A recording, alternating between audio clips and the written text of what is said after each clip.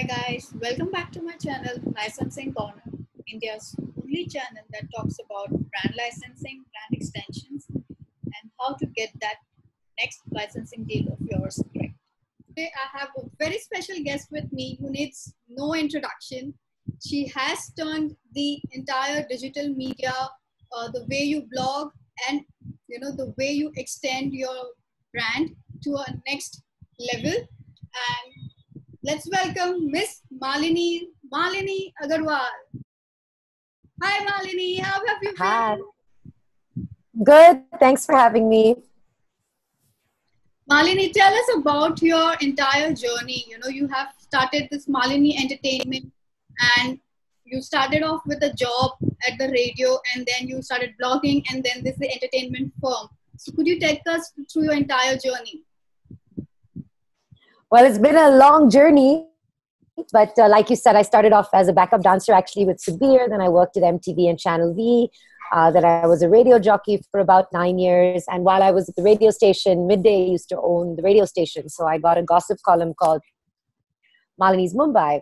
And I used to kind of write about things that I saw, celebrities and all that sort of stuff. And I really enjoyed it. And around that time in 2008, blogging had just picked up internationally. And I found it really fascinating. So I actually just started it for fun and as a hobby. And then I guess looking back, it turned into my career unexpectedly. Oh, super. So, was it extremely difficult for you to get started because it had, not a trend at that point in time? So, what were the difficulties and challenges did you face? So the big thing was that I didn't really look at it as a career, right? So I didn't realize that it was going to be my job. And I guess the big challenge is that people didn't really know anything about digital marketing or advertising. So people didn't really look at it as a viable place to promote their products. So it wasn't really a business until many years later. So I guess that was a big challenge. And aside from that, building a good team because it was such a new line of work. So getting good people who could write for me was a challenge. But then I actually ended up finding a lot of them on social media. Super. And I've also faced a lot of issues when you are just a startup or a new into news channels and all. You don't easily get access to the experts. They really don't like to come on board and talk about things. So how did you tackle those meeting biggest celebrities, interviewing them, and going to those events and covering those events? How did you tackle that? I guess you just have to put in the time initially because I used to write a column in Midday. That definitely helped. The radio station definitely helped. I think what really made a difference is when they started to see the kind of things I wrote that was kind of different and there was more empathy and it was more positive. So over the years, people just started to see the value. And then as movies realized the value of being on digital platforms, there weren't that many people creating that kind of content. So I guess right time, right place as well. Great. So, your Miss Malini entertainment firm has reached $2 million. How does that feel? It feels great. I think it's one of those things where you just want to grow more and more. And when people invest in you, you feel very confident and, builds up your belief that you're actually doing something right. Awesome. Moving on to the brand extensions front, since the Miss Malini got extremely well versed with millions of followers, you extended your brand to not just TV shows but also published a book, The Moon and How I Blogged to the Bollywood, and then you got into the Girl Tribe. How was that journey? It was really great. I've always wanted to write a book. I think everybody feels they have a book in them, but I never knew what I wanted to write about. And then I realized that I wanted to document my life story and the things that I learned along the way and maybe give back to the blogging community. So half the book is my story and the other half is how to build a digital brand. And even though it's called How I Blog My Way to Bollywood, it's really not so much about Bollywood, even though there's some Bollywood anecdotes. It's really about the fact that if you have a dream, you can pursue it and you will be successful. So if I can do it, anybody can do it. And I really wanted that to be the message to the young women who read it. Beautiful. I've read your book and I think it has been a lot of inspiration. Tell me more about the book. How was your journey from writing a book to, approaching those publishers? Did you get a yes on the very first approach, or you had to do multiple approaches, and then how many number of copies you sold? So actually, the publisher approached me to write the book. HarperCollins got in touch with me, and they asked me to write the book. And in fact, I have a two-book deal with them. So I'm in the process of writing my second book. And I'm very proud to say that it was a bestseller. So it was number 4 across all books, and number 8 across all books, and number 4 in nonfiction. Beautiful. Another interesting brand extension you did was Malini's Girl Tribe. What was the idea behind this? So I think you also see that I feel like on social media, girls have a really tough time, right? We get really nasty messages. It's really hard to be open and free on social media. And I realized that there was a big need. And I was just testing out Facebook groups, and I added 100 friends. And now there's almost 44,000 women in the group. And since you're in the community, we talk about everything, whether it's personal stuff or work or relationships and, every topic under the sun, travel, food, luxury. And I realized that it's just, women just needed a safe space where they can express themselves, find support, connect with each other, especially at a time like this when there's a pandemic on, to have a way to connect with people. You don't feel so alone anymore. And I've just been amazed with the fact that women can be so kind and supportive. And I want people to realize that all social media can be like that if we behave a certain way on it. And now, we try to help women who have businesses. So we've created a Girl Boss Spotlight where we spotlighted over 100 young women and as entrepreneurs. We started a campaign called Ignore No More to combat the sexual harassment that happens online. I feel like the future of social media is communities like this that are so strong and supportive, because very often it's easier to talk to a stranger about personal things than even your friends or family. So I feel very happy that nobody feels alone now that they're part of the tribe. Yes, I think it's one of the most interesting group that I have joined on Facebook so far, because here you talk about so many things, and at times you even allow a lot of girls and women to post anonymously, which is why I think a lot of people and girls are contributing to it, and they are not feeling any embarrassment or shyness or any kind of inhibitions to share their problems. So it is really interesting. And I think yesterday I saw you live with Tina and everyone else. You were doing this campaign of Avoid No More, something which is on bullying. Can you talk more on that, please? So it's ignore. Yeah. So it's called Ignore No More, because all our lives we've been told when someone sends you a nasty message or a sexual comment, that we should ignore it because they're just, losers and don't pay attention and they'll go away. But sadly, they're not going away. And I feel now we live online more and more in the virtual world. So we must make it a safe space for ourselves, for the next generation. So it's a campaign that says empower yourself. You don't have to be scared anymore. There are ways to report it. Cybercrime is illegal. People sending you nasty messages or sexual harassment in your DMs or leaving comments or stalking are all crimes that can be reported. So I want girls to feel empowered and know that, and even for guys to come forward and help, because I think it's really important that we clean up this new virtual reality that we live in. So it's a safer, nicer place for us. Yes, I think it's one of the movement which actually needs an attention, because today we live in a virtual world. It is our life there. We put out a lot of images.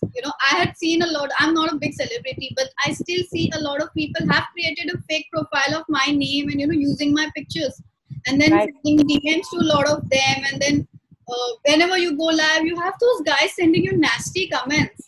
Nasty comments. It is very. And that's the thing, and they're not even hiding it anymore. They're doing it from their real accounts, which makes me realize that they don't feel that there's any consequence. And I think it's really important that even the perpetrators and the victims realize that this is not going to fly anymore. We're going to do something about it. And then I think it'll make a difference.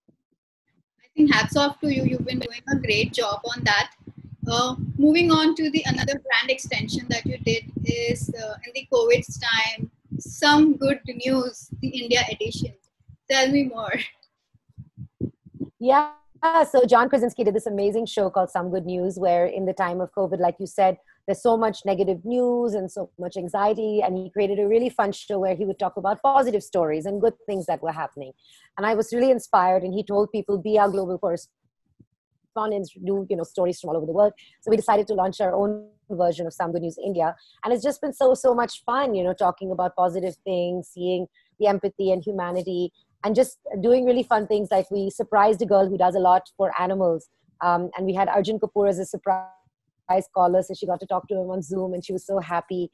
We've had everyone come forward and talk about the things they've done. Like Sonu Sood has done so much for the migrant workers, and I think when you hear positive stories, you're inspired to do good things and positive things, and you need some of that to uplift you at a time like this. Right. Right, absolutely.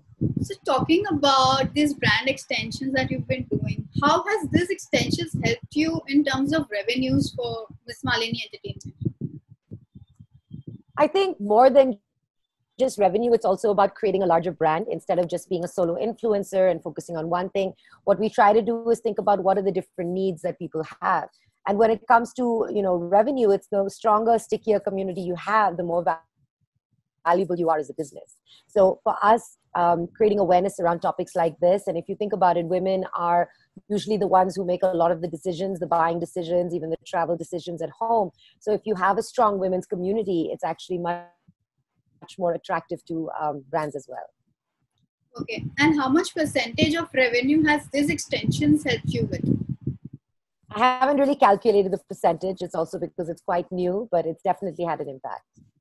Okay. So, do you have any projections for the future brand extensions? Like I see you had come up with a Malini Girl Tribe notebooks. So is there more such things on the roll? Yeah, absolutely. In fact, we're looking at doing maybe coronavirus protection masks, whatever the need of the hour is. We're definitely looking at doing something in cosmetics. I think there's a lot of brand extensions here. So, we'll look at it carefully and see what works best. We're also going to be launching an app soon, which I'm very excited about. Oh, that's wonderful. So when you talk about a lot of extensions coming in, I'm very curious to know when you said that you're coming up with some cosmetic lines, are you also coming up with some accessories line for a lot of, entrepreneur women or business goers? Because we don't like to accessorize that much, those heavy necklaces and all. I mean, at least I'm not that necklace person. So a little bit of minimalistic jewelry line or something like that. What's your take on that? Yeah, definitely. It's a great idea. Yeah, we had done a line of bracelets, charm bracelets with Pipa Bella as an experiment, and it did really well. So we're definitely looking at that. I think, just as you rightly said, we want to create products that will be helpful to the women that are in our audience. So we'll definitely do a lot of market research and figure out what they're looking for. Bite for licensing corner, on the way that we are doing to educate more women and everyone else in the business fraternity to learn more about the brand extensions, because not many young business owners don't know. And it's the reason I promote brand extension is because once you are a brand, you don't really have to do much in terms of extending. You don't have to do that kind of an investment. All you have to do is approach a right manufacturer or a retailer that suits your brand, understand the strategy, and then move forward with the entire process. And it's a lot easier, but it gives you a sustainable increase in your revenues. So any thoughts on that? I think you said it very well. I think it's very important for people to keep this in mind, that you can just extend out your brand if you create enough of a personal identity. I think nowadays a lot of people are their own brand, and I think that's very useful because you know your brand best. So be your own champion for the brand. Create awareness about yourself, especially as women entrepreneurs. Attend talks, follow good companies and sites and information places that will help you build out your brand. And networking is key. There's so many networking groups for women. I highly recommend joining those and getting to know people in your peer group.